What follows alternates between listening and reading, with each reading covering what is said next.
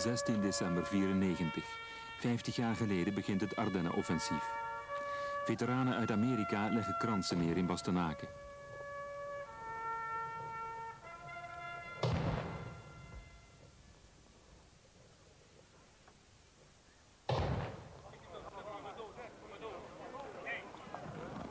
Voor velen is dit een ontroerend moment.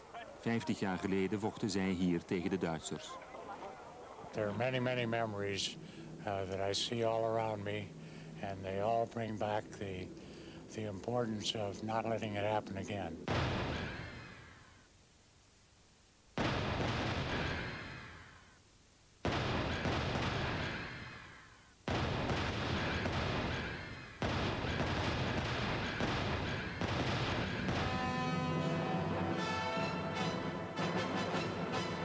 Valt de Duitse aanval in het noorden vrij snel stil, in het centrum en het zuiden van de Ardennen hebben de Duitse troepen meer succes.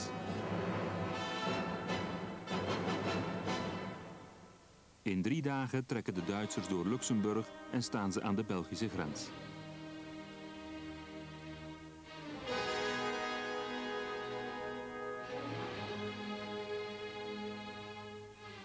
In Bastenaken en elders ziet de verbaasde bevolking hoe de Amerikanen inpakken.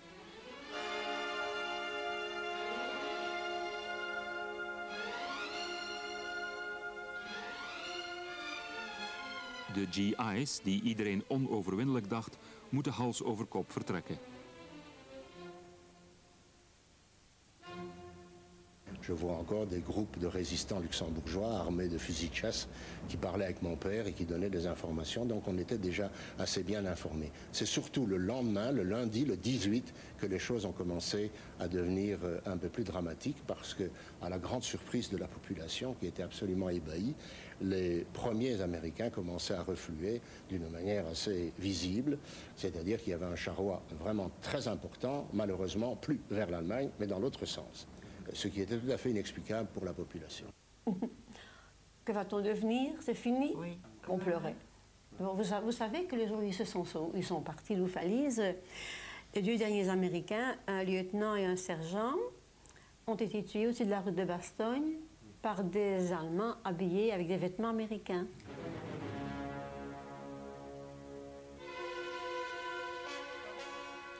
Zoals in mei 40 slaan veel mensen op de vlucht. Op het hoogtepunt van de Duitse aanval zijn er meer dan 200.000 van huis weg.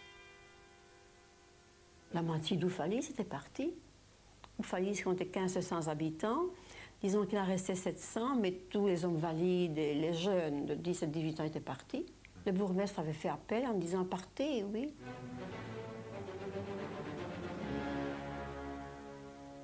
Voor sommigen zijn het bange dagen, ook wanneer ze door Amerikanen worden opgepakt.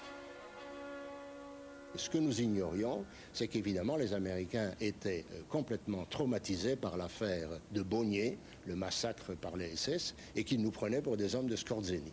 Il faut vous dire que moi j'étais pratiquement habillé en américain, j'avais un blouson de l'armée américaine, j'avais des chaussures de l'armée américaine, évidemment. Bon, c'était pas tout à fait ce qu'il fallait. Et nous avons subi un interrogatoire extrêmement dur, et nous avons été sauvés en fait par 2 petits chiens. C'est-à-dire que l'officier qui nous interrogeait avait été en stationnement à Saint-Hubert et il avait logé dans un hôtel où il y avait 2 petits chiens et en cherchant des points de, vous vous rendez compte, avec un Américain, des points communs de connaissance, mon oncle lui a dit « Ah, mais dans tel hôtel, je connais ces 2 petits chiens, ils s'appellent comme ça » et nous étions sauvés.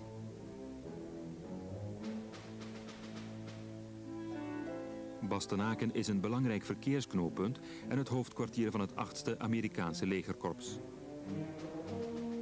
Maar de stad wordt nauwelijks verdedigd.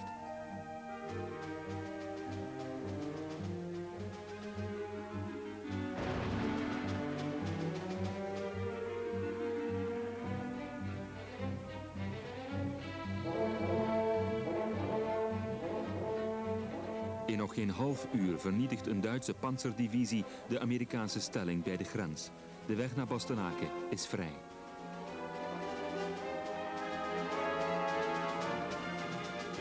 Om de Duitsers tegen te houden rapen de Amerikanen in allerijl 3 teams samen.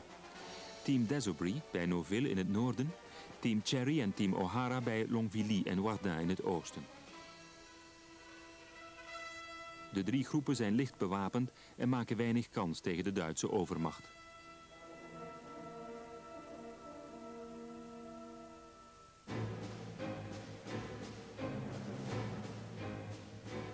Generaal Eisenhower, de geallieerde opperbevelhebber, heeft alleen de 101e parachutistendivisie in reserve.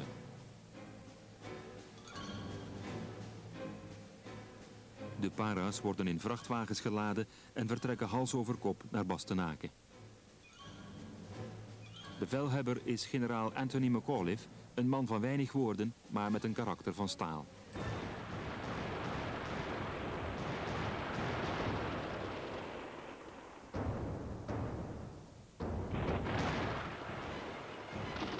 (19 december. De Duitse aanval op Bastenaken begint.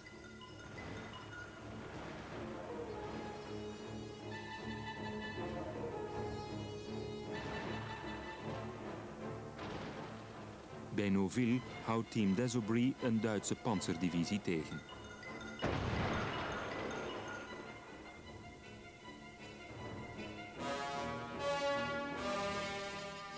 Maar de Duitsers overrompelen de Amerikanen in Longvilly en Wardin.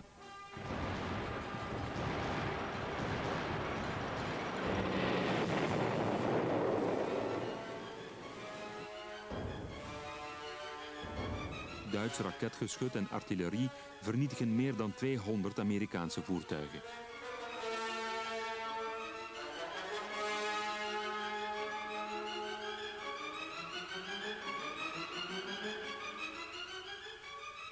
Op het geallieerde hoofdkwartier in Frankrijk belooft de Amerikaanse generaal Patton binnen 3 dagen gereed te zijn voor een tegenaanval. Patton is een echte ijzervreter. Bloed en darmen is zijn bijnaam.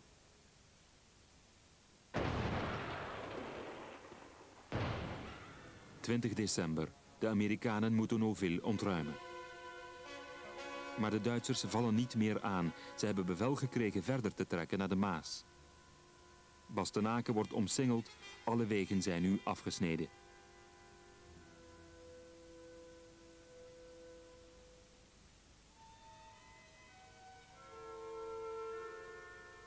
(22 december, de eerste sneeuw. Wapens en voertuigen worden wit geschilderd. De bevolking van Bastenaken schenkt warme kleren en lakens voor camouflage. Ondanks het slechte weer blijft de stemming goed.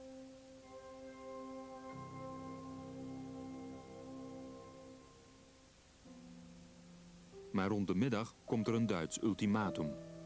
J'ai connu tous les acteurs du Netz, tous. Donc un jour au matin, il y a le sergent Dickinson qui est dans son foxhole et il voit arriver des drapeaux blancs. C'était un groupe d'Allemands qui portaient une perche à haricots avec un drap de lit et puis 2 autres qui portaient 2 petits bâtons avec un mouchoir blanc de chaque côté de la route. Et ils étaient suivis par 2 officiers. Ce qui a le plus fasciné Dickinson, c'était que les officiers allemands étaient absolument comme s'ils allaient au bal. Ils étaient tirés à 4 épingles avec des magnifiques manteaux de cuir, des bottes étincelantes. Pour les Américains qui étaient vraiment couverts de boue dans les trous, c'était une autre guerre. Bon. Quand l'officier qui portait le message est arrivé à la caserne, McAuliffe sortait et montait dans sa Jeep.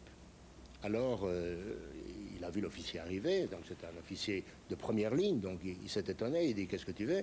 Et il a dit bah, « J'ai un ultimatum. » Les Allemands qui sont arrivés avec un ultimatum. Ah bon, hein, a dit McAuliffe. Et il a appelé un de ses officiers d'état-major, il lui a dit « Qu'est-ce que c'est ?» Parce qu'il ne voulait même pas le lire, il était pressé, il voulait partir. Alors l'autre lui a dit bah, il dit que si je vois bien, on nous demande de nous rendre. Et McAuliffe a répondu « Who? Us?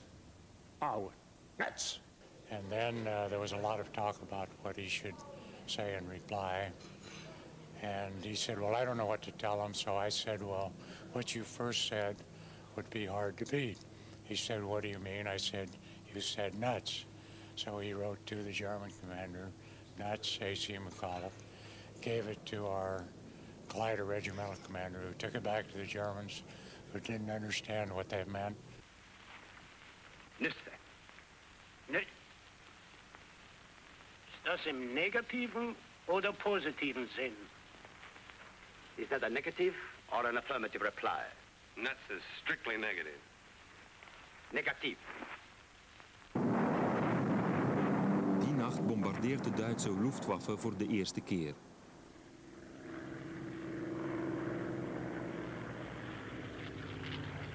...23 december.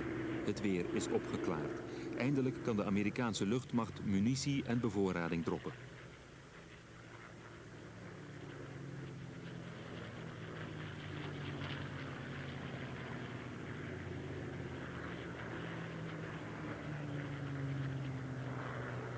De Duitsers krijgen bommen op hun stellingen.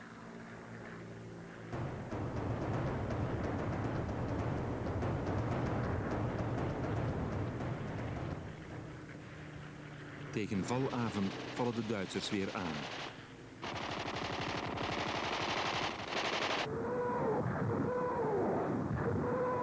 De hele nacht wordt er hard gevochten, maar Bastenaken blijft in Amerikaanse handen.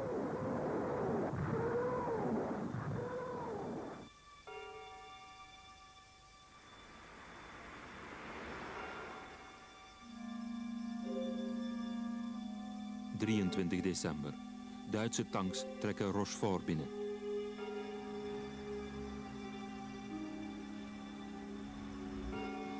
Maar een Amerikaans infanterieregiment verdedigt hardnekkig het centrum van de stad.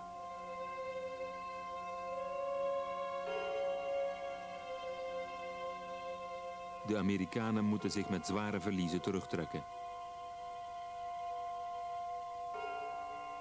De Duitsers plunderen de stad. Ze zijn nog optimistisch, maar het einde is nabij.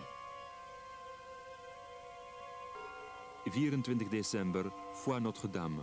De Duitse aanvalsspits staat op nog geen 7 kilometer van de Maas.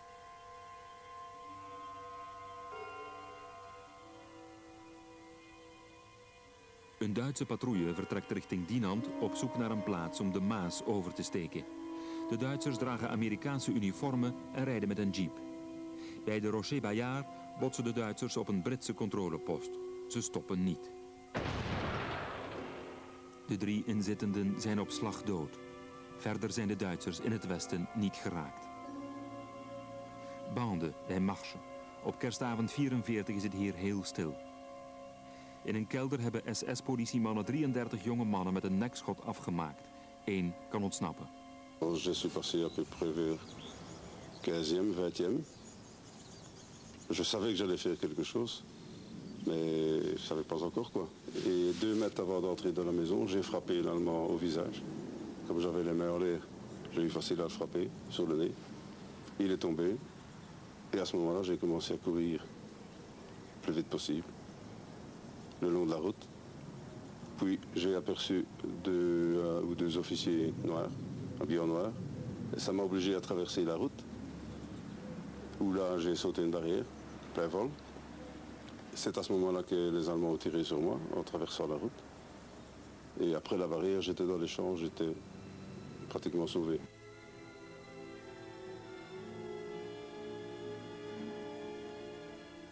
Pas na de Duitse terugtocht in 1945 worden de lijken ontdekt.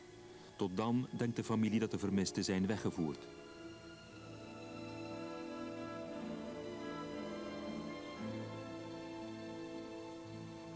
Ook op andere plaatsen maakt de Duitse SS-politie tientallen onschuldige slachtoffers.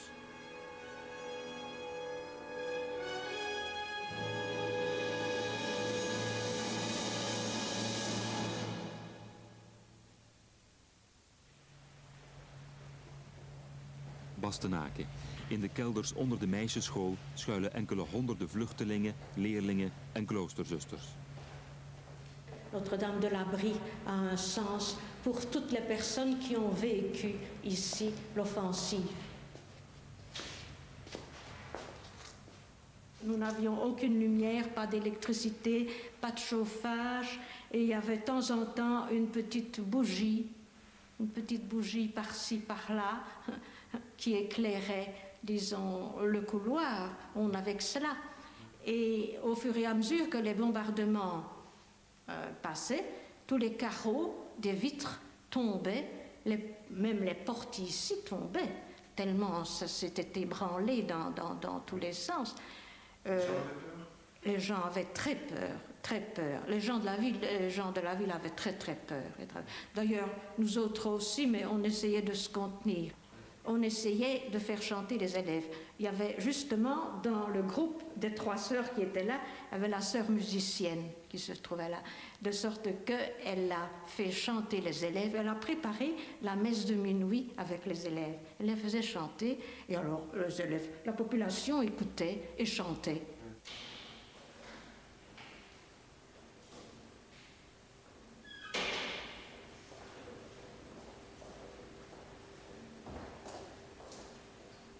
Bij de eerste beschieting op 20 december speelt zich hier een drama af.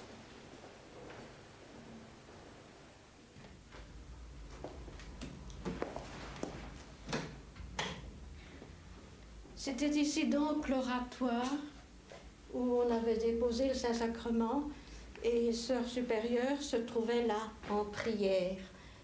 Et à un certain moment, il y a eu un bombardement et des éclats d'obus un peu partout se sont répandus, ont traversé une cave, disons, de l'autre côté de 7 mètres, sont passés ici, dans le tabernacle, ont vraiment torturé le ciboire et voilà, l'obus est sorti et a atteint Sœur supérieure à la carotide. Elle a vécu encore un quart d'heure et elle est morte après. Voilà le chandail qu'elle portait sur elle au moment où elle l'a reçu, donc l'éclat d'obus. Voilà.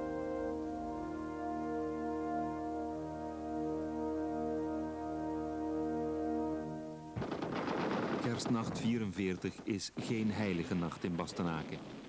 Et voilà, juste au moment où on veut commencer la messe de minuit, voilà un bombardement formidable, formidable, qui a commencé et qui a duré presque jusqu'à 4 heures du matin.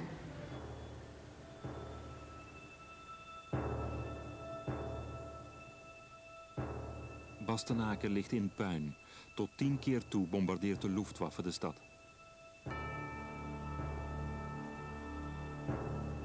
Het Amerikaanse hoofdkwartier en veldhospitaal worden zwaar getroffen.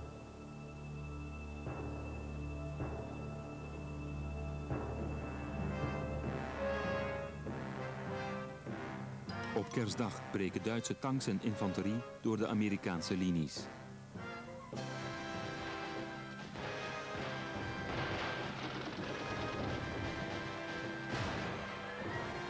Velen in Bastenaken denken dat het einde nabij is.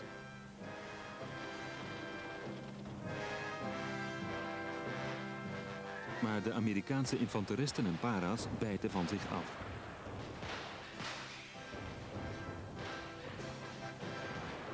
Uiteindelijk wordt de Duitse aanval afgeslagen, maar met zware verliezen aan beide zijden. Die avond kunnen de Amerikanen eindelijk Kerstmis vieren.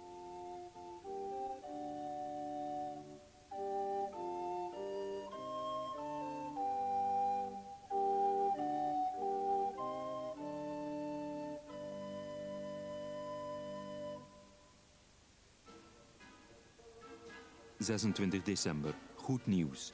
Bij Asnois, ten zuiden van Bastenaken, is Patton door de Duitse omsingeling heen gebroken.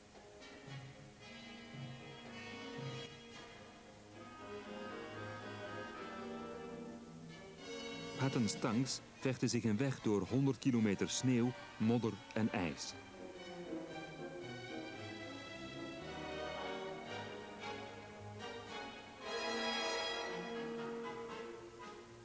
Bastenaken herademt.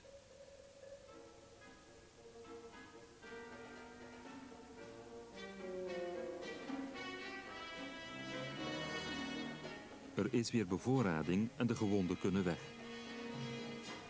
Patton is de held van de dag.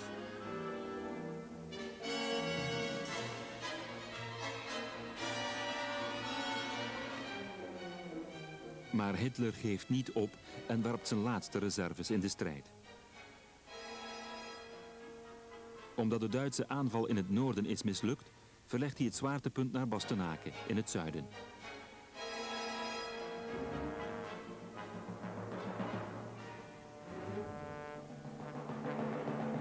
30 december. 2 Duitse panzerdivisies proberen de Amerikaanse corridor af te snijden.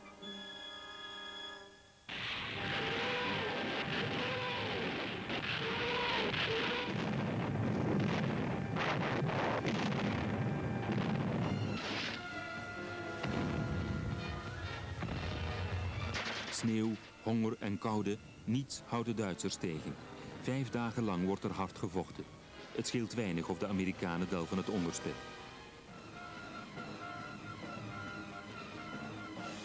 Maar het geallieerde overwicht in de lucht doet de kansen keren.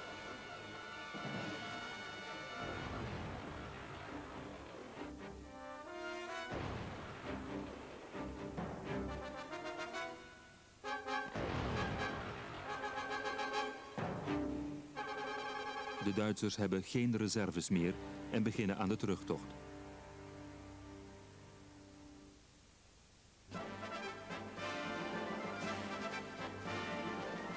Bastenaken is bevrijd.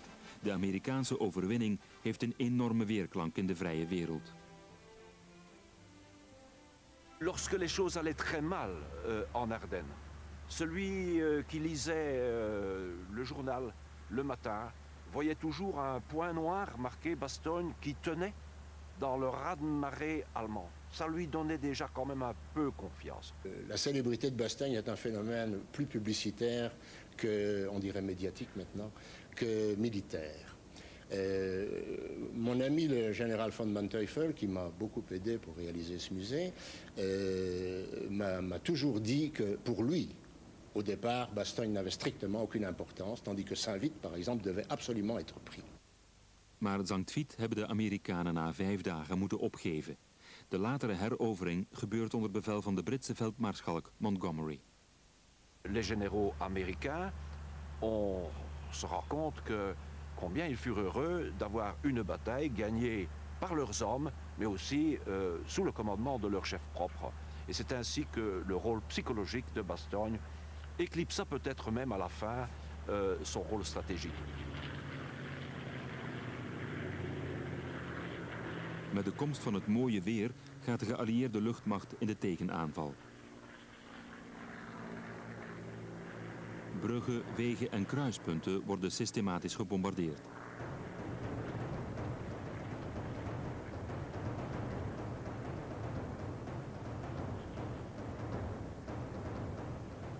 Om 2 strategische bruggen in La Roche te vernietigen, gooien de geallieerden de helft van de stad plat. Meer dan 100 mensen komen om het leven. Oufalise wordt tot 3 keer toe gebombardeerd.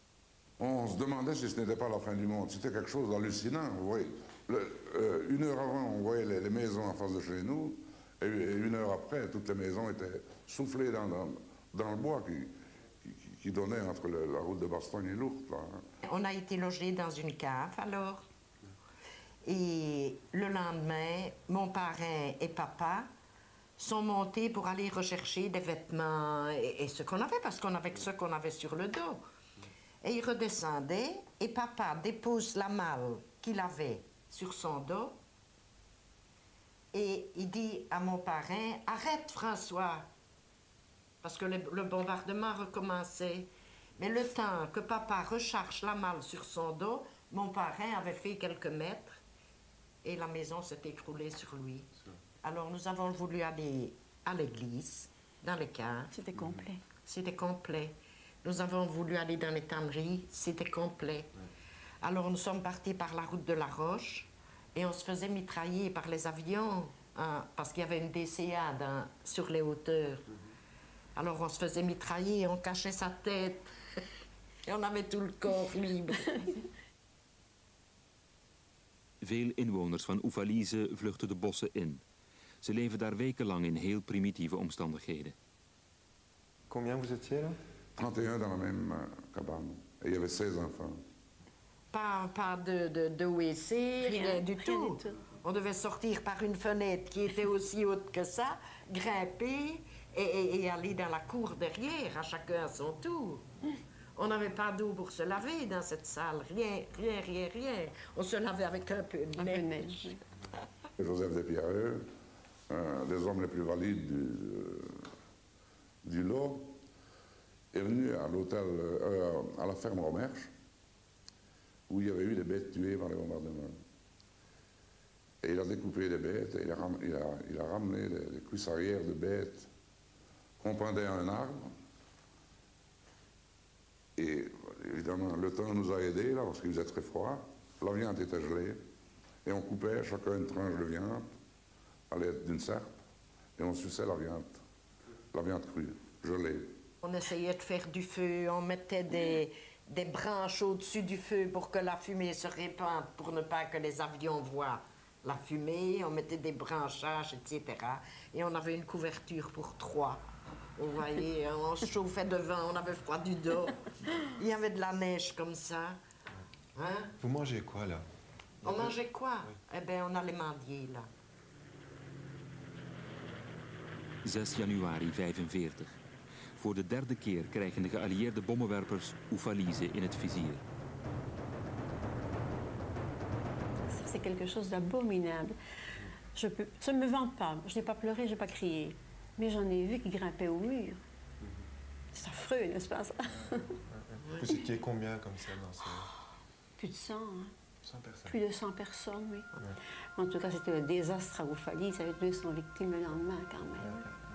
La ville ressemblait à quoi? Plus rien du tout. Plus rien du tout. Il n'y avait plus de route, il n'y avait plus de sentiers.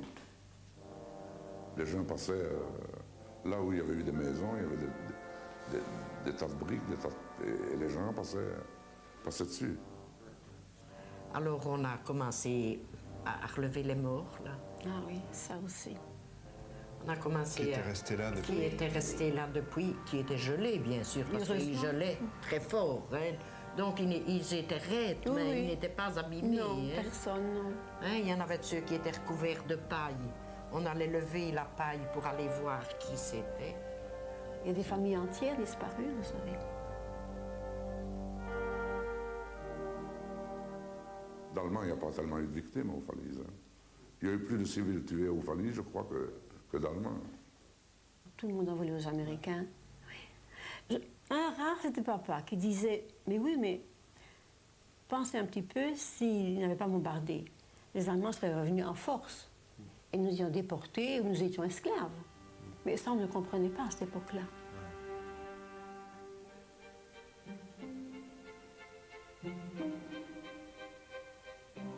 Half februari 1945 zijn de laatste Duitsers uit ons land verdreven. Het Ardennenoffensief is voorbij.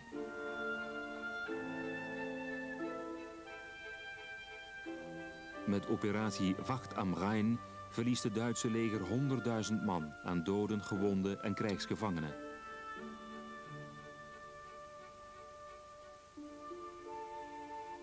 De Amerikaanse verliezen bedragen 81.000 man. Ook verscheidene duizenden burgers zijn om het leven gekomen. Vandaag herinneren alleen nog monumenten aan de strijd van toen.